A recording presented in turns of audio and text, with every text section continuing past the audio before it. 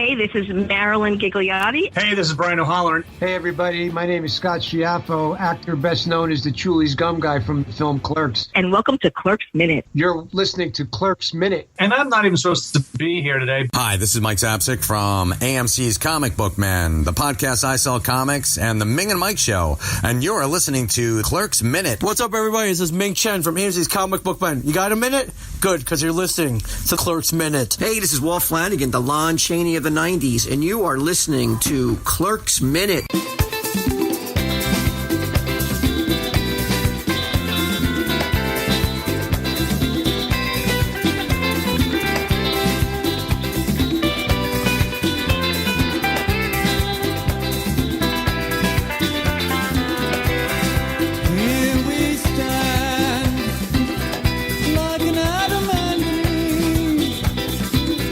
Hello, everyone, and welcome back to Clerks Minute, where we break down the 2006 Kevin Smith sequel, Clerks 2, Randal walking out a car hood minute at a time. I'm Blake. I'm Kyle. And I am Tracy from the BarenakedABCs. Yes, welcome to the show, Tracy. Thank you. Yes, we are here in the opening credits, and we are having some fun here. Before we get to the opening credits, though, we finally get to the end of our last minute, which was Randal realizing he left the coffee pot on inside the quick stop that caused the fire. I have so many issues with this sentence because how did leaving a coffee pot on lead to that kind of a fucking fire? That's what my biggest issue here is. I don't get it at all. I don't get it. Now my coffee pot has an automatic setting where it shuts itself off after an hour. It makes no sense. So that's causing the fire. But that's not the end of Randal, because he comes out with the line that starts this thing off. Now, where am I going to bring back chicks to fuck when my mom's home? Well, it's nice he's got his priorities in order. Well, I'd love to know how many fucking chicks he brought back to the quick stop to fuck. All I got to ask is, what do you use for protection, paper or plastic? Well, you know what it is. When it comes to protection, they are in a convenience store, and there's plenty of condoms, so at least they're probably not paying for any of them. So, that's where we get started here, and the music starts. My favorite part of that is there's one word that hammers that home. Again. This is not the first time he has done this. I don't get it. Obviously, the first time with the fire, but how many times?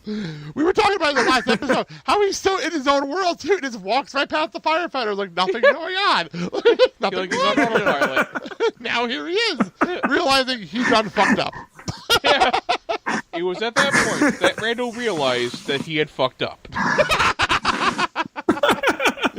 So, and Dante's look is just one of just, like, at first it's just wistfulness. Like, he is so sad about this major loss in his life, and you can see him just, like, reviewing all the things that have happened in that store.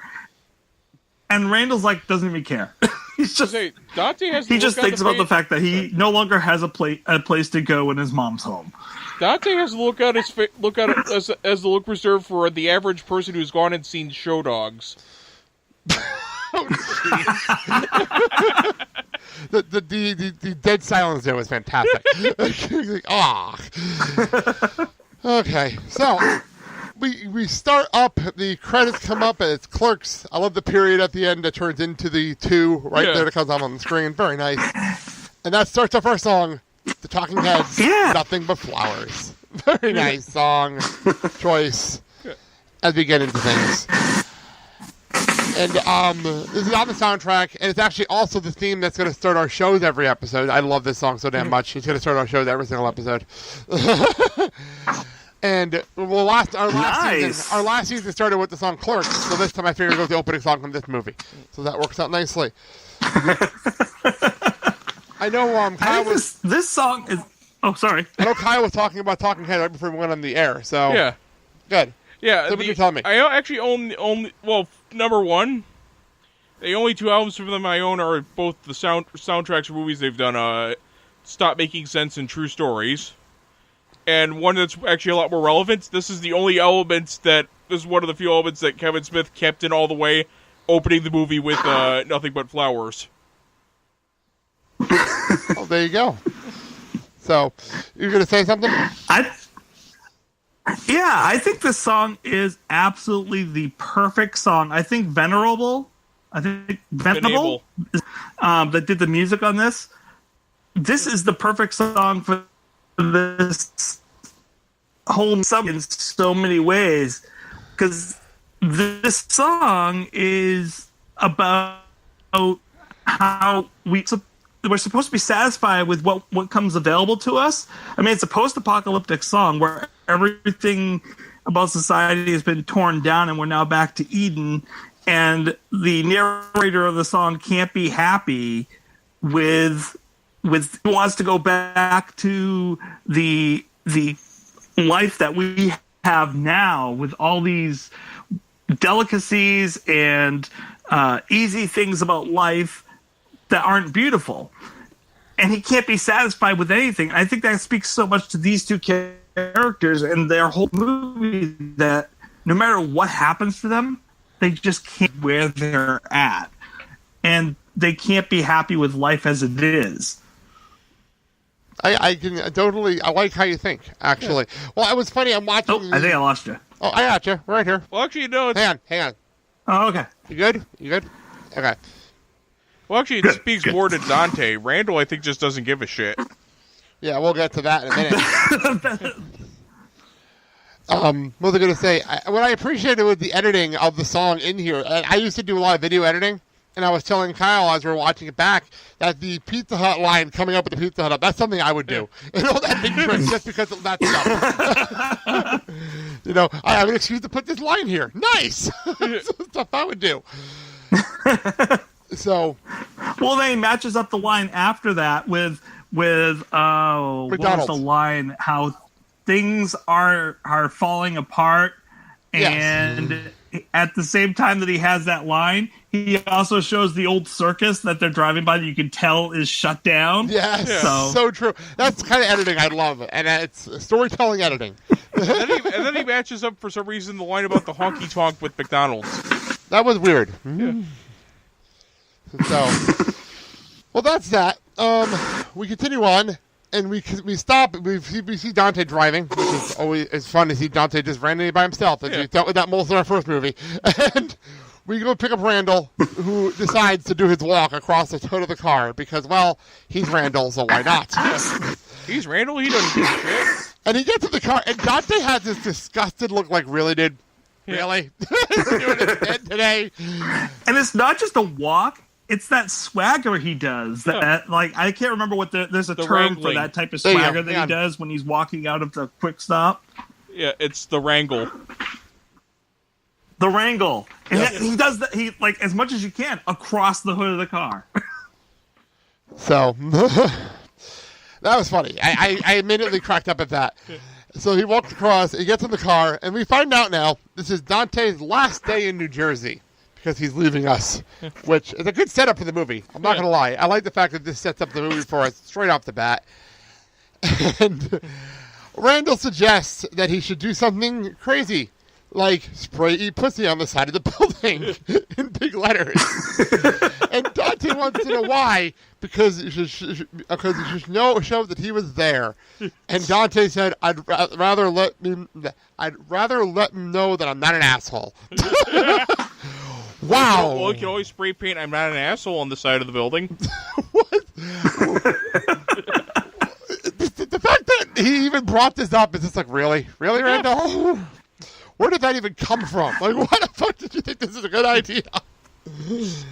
So, do you guys think that this is him setting up what's going to happen later on in the movie? Like, so, how? Like, well, that question of, well, what do you have planned for today? Is this a setup? And I want to watch myself carefully here because of the work I do. But is this a setup for the whole donkey show later on? So, like, has he had it in his mind the whole time? To pit.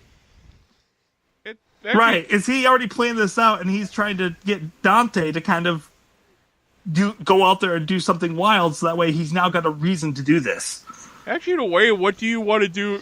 I was going to say, what do you want to do today actually seems to be the theme of the film, especially with the fact that Dante just really doesn't know what he wants to do with his life. He's just following what everyone wants him to do because he thinks that it's what's expected of him. True. Very true.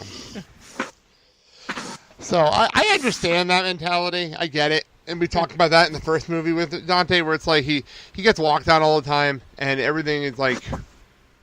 Yeah. What is expected of him, like you said. Well, we cut, and we sort of signed... I needed to do a little research on here, because I'm from Jersey, so I had to look this up. And it came up with Kings Highway. So I'm like, where is the Kings Highway?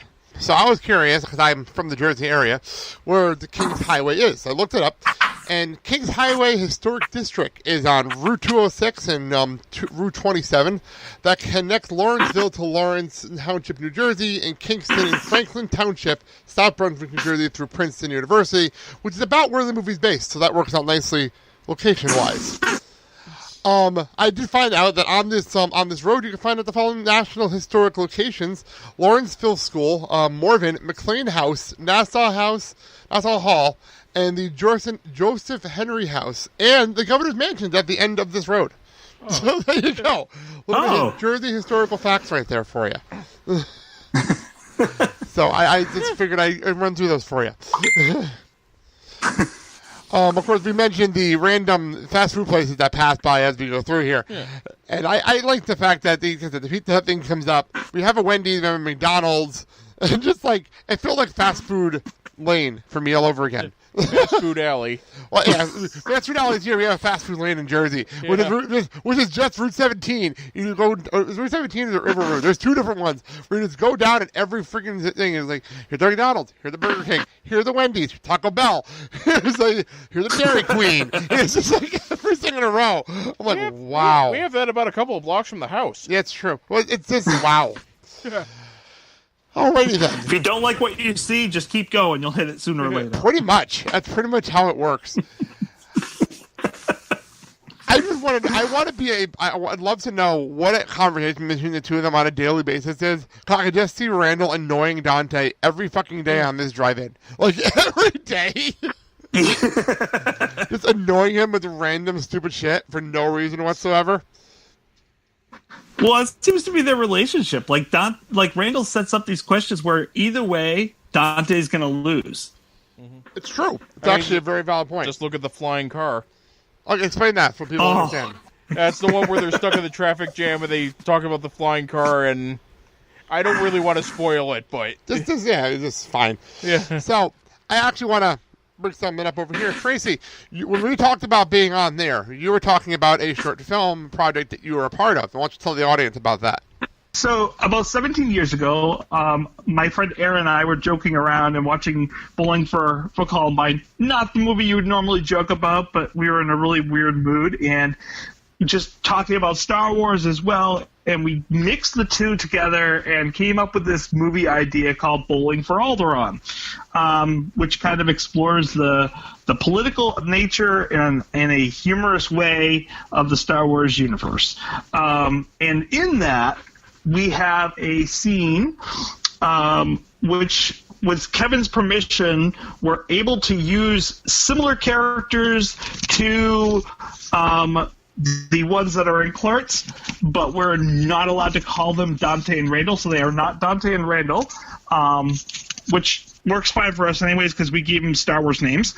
And so we have the scene in there where I play Dante and a friend of mine plays Randal, and we discuss in-universe different aspects of the Star Wars universe itself, such as Leia or Amidala. Would you lay Leia or Amidala?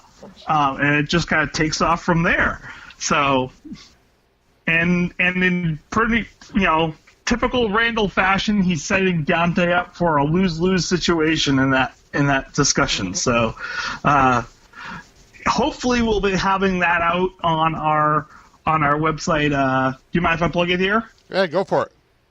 BowlingStormtrooper.com, BowlingStormtrooperEntertainment, one word, .com. Hopefully we'll have that up by the end of the year. We've editing has been horrible.